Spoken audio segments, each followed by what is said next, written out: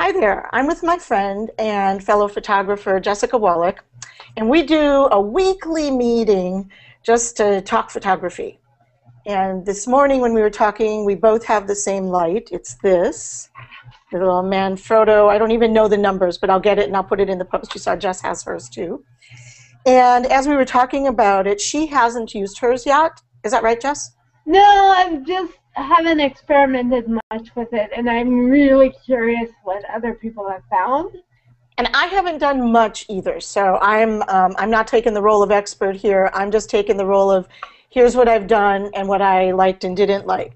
First of all, it's a super bright light. So everybody watching, I'm warning you right now that I'm going to turn this puppy on and it's going to be right in your face. Ah! Okay, now we're going to turn it down. That's better. So this is the light without any kind of diffusion, and that's the way I used it the very first time. And I was using automatic white balance, I believe, in my camera. And I found a little purple tint that was real easy to get out in post, but I really didn't like it. And it scared me just a little bit.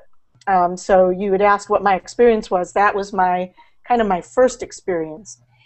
Then, because of, with Christmas and everything, and my granddaughter getting her very first American Girls doll, I decided to take it and the camera along to our little Christmas celebration, and I just inserted this, I called it a frosted diffuser. It's just a diffuser. I don't think it's going to change the color temperature.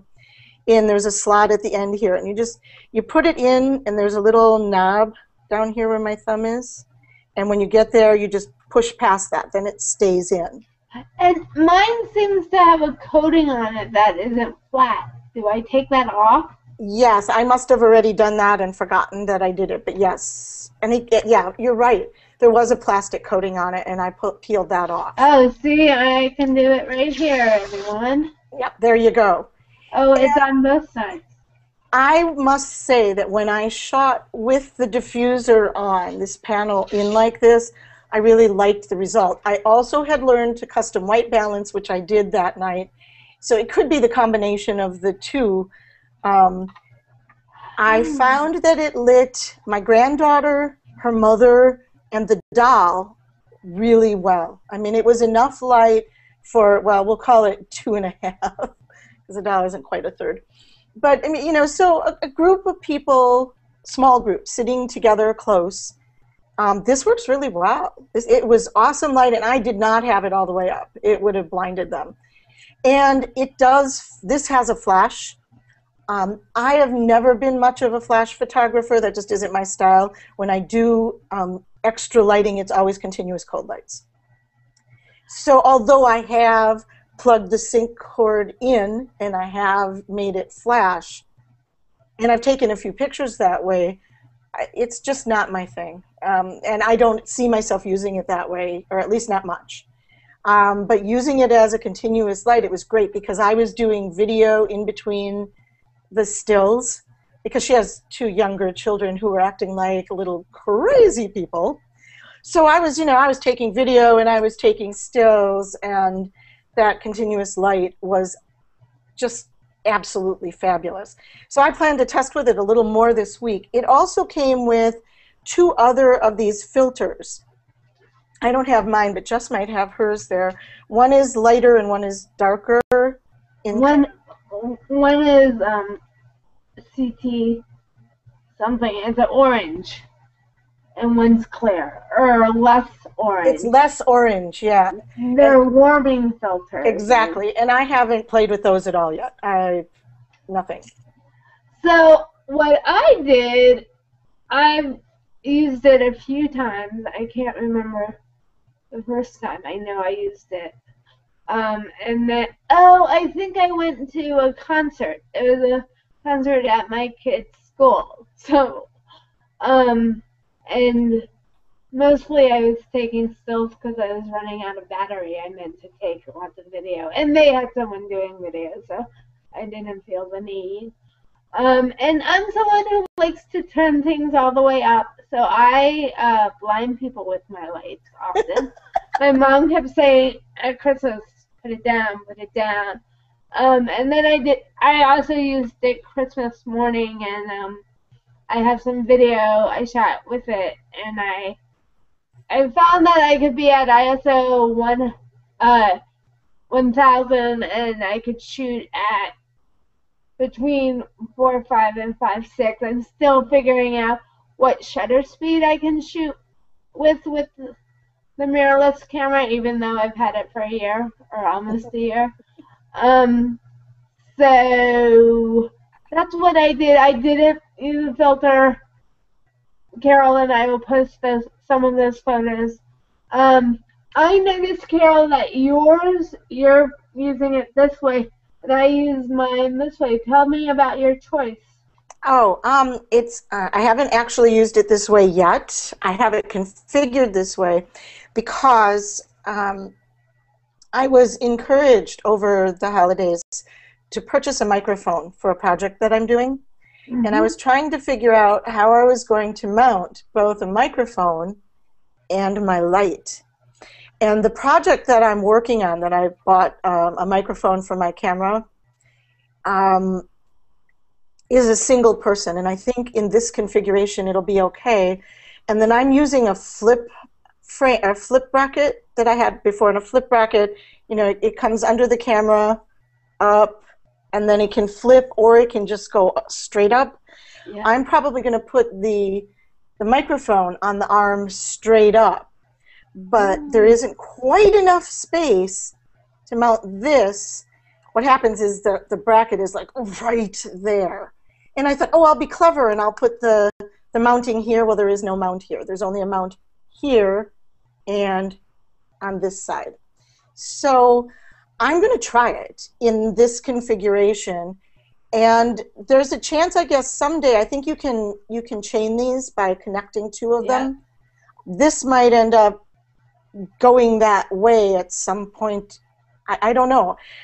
It's all new territory, but I'm doing something where I'm doing some interviews, and that's why I was encouraged to get the microphone, because while the GH3 is really pretty good, and if I was just running around outside with a little kid playing in the grass or the leaves, I don't know that the microphone would be so important. But I think when I'm sitting in an office with a professional person telling me what their passion is in their profession, I need to get really good sound. Yeah. And so now I'm in a place where I'm actually trying to rig what this thing is going to look like, and I'm trying not to spend an arm and a leg on it before I've made an arm and a leg. Yep. I need to do the same thing. Maybe that's what I should run this weekend. My strobes seem to work okay, you know, and I'll be doing similar interviews, and so I will go look that up. Yep. And that is yet another conversation about these lights, just to sort of circle back around. I love the 12 to 35 I love the 35 to 100 for portraits. However, you have to be far enough back to make that 100 part work. Well, this little light doesn't throw that far. Nope. And so this light plus that lens, I haven't figured out how to make that work. Right. I'm using the 25, and you know, I'm 3 feet away or something. Right, and the 12 to 35 is the same situation. Whether I'm closer to 12 or closer to 35, I'm in that same range as what you are with the 25. And then I'm close enough, and this light is absolutely outstanding. Right. So, I mean, I guess it's just part of the learning curve with the lights, and it'll be really interesting. I think my microphone is coming today. Right. There's another option is to put this light on a stand. Correct. And get it much closer to our subjects. Yes. And then and I have not played with that at all yet. Like if I was going to do the 35 to 100 and get the light closer and me farther away. So far I've only used it on the camera. Yep. It's just such a little light to think of putting it off camera, but I've thought about it. You know, though, now that you bring it up, it's a little light, but how little is it compared to a speed light? It's not. It's about the same. It is, and you know, with the speed light, I would always put some kind of you know, I would put, 1 second, I would put the ultimate light box on it, right?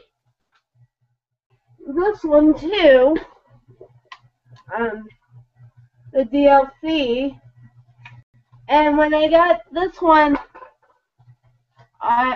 because I'm a diffuser kind of person, I got the Westcott box, and I just find that it softens, it didn't sound like too much. Yep.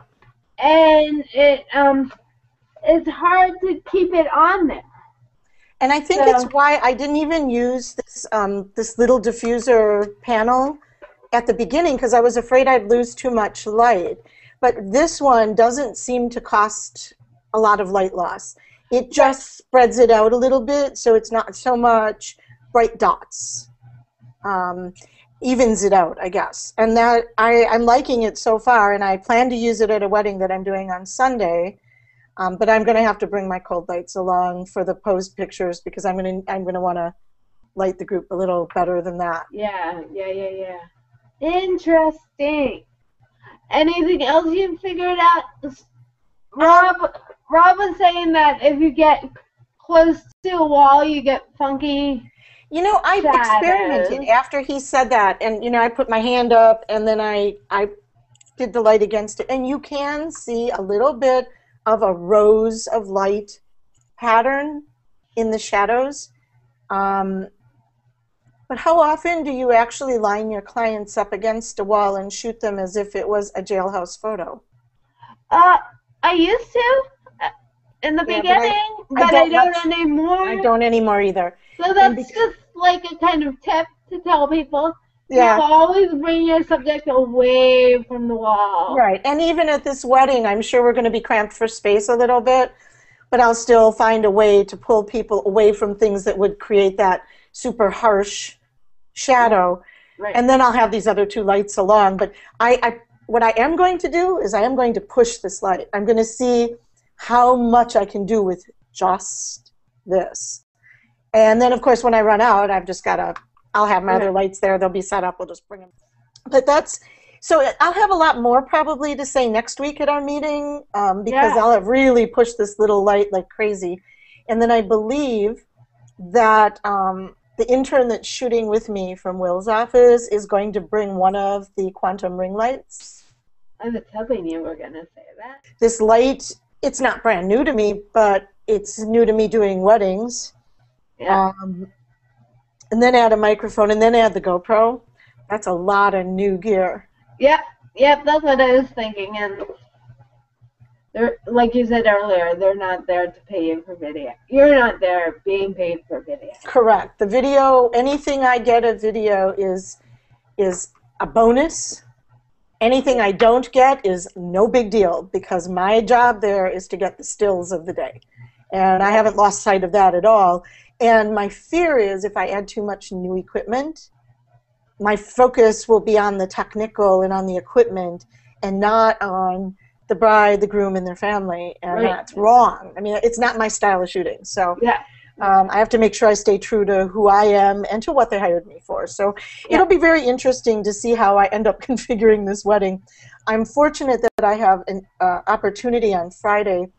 My granddaughter is in a talent contest. And it's a big one. I mean, it's huge. It's a city of Milwaukee County-wide thing. And so we'll get a chance to be in a kind of dark space while she's performing and playing around with video and stills. Yeah, that's great. And I'll have this light. If I'm up close enough, I may try it, you know, for some, boost the ISO for others, just to see what kind of effects I'm getting. Because I am, you know, I'm going to do it thinking of the wedding. Because at the wedding, I want to go for ambiance. Weddings are beautiful, candlelit.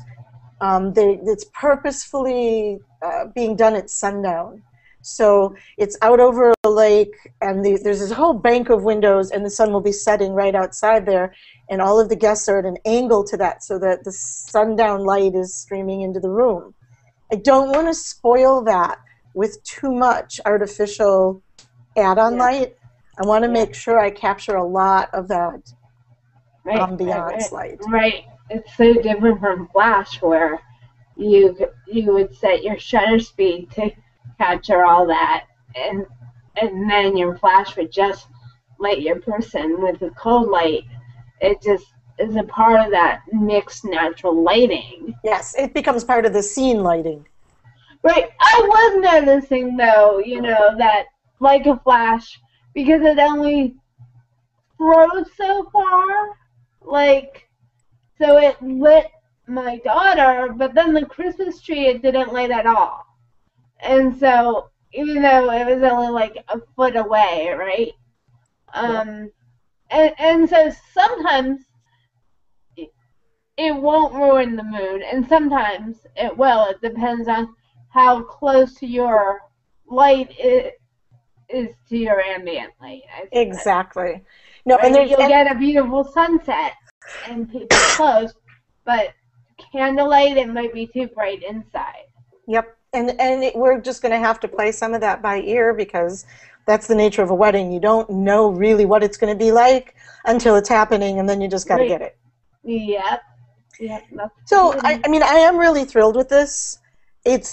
I think your question, what have you found? That's the $100,000 question is what do you find, and when do you use it? When do you stay away from it?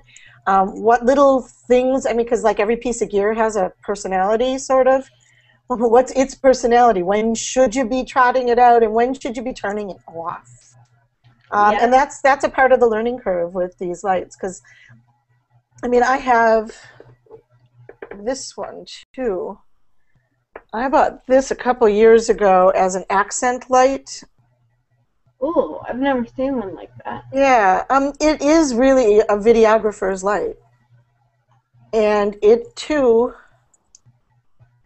is very, very, very bright. Yeah. But this is far more directional. It's more concentrated. And I'm thinking about bringing this one along, but this light I've had for a while. This is a funky light. It doesn't hold its charge very long. So far, I've had this on for 2 hours straight, no problem. Wow. And then when I put it in my bag, here's a little note to self, because there's the power on. Yeah. Well, when I put it in this way, and this rubbed against, and so when I opened my bag, I had this going on after 2 hours of shooting. Right. And I think it had been in there for a few more hours.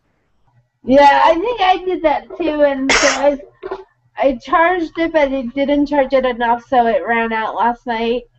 And so I was charging it this morning in case I want to use it at my story stuff this afternoon. My first Big Ten storyteller is telling stories. I think I'm using my my strobes as continuous light. But I might also use this. We'll see. It's all such an experiment with this mirrorless stuff, and where we're moving and building new products and new types of photography, or new to us, maybe other people. It is. It's not just that we're creating new types of photography. It's that we're having to change the way we do photography. Partly because we can. These LED lights, this little dude was way ahead of its time. This, though, is just coming into its own. This is the product. Right. And it's very, very cool, but it's different than using a flash altogether. There is no TTL with it. And do you think there was a way to plug it into the GH2 so that I could use it as a flash? I couldn't figure it out. Let me look once. This is for a remote mic. Ah. So you can remote mic your GH2, but Jess, I am not seeing any kind of a port that you could use